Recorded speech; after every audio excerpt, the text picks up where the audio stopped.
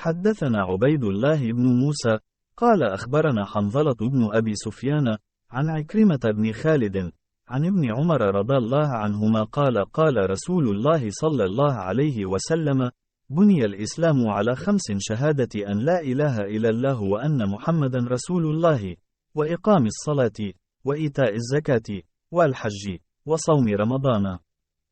Narrated Ibn Umar.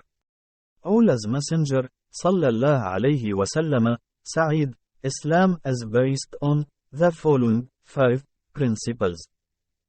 1. To testify that none has the right to be worshipped but Allah and Muhammad is Allah's Messenger, sallallahu alayhi wasallam.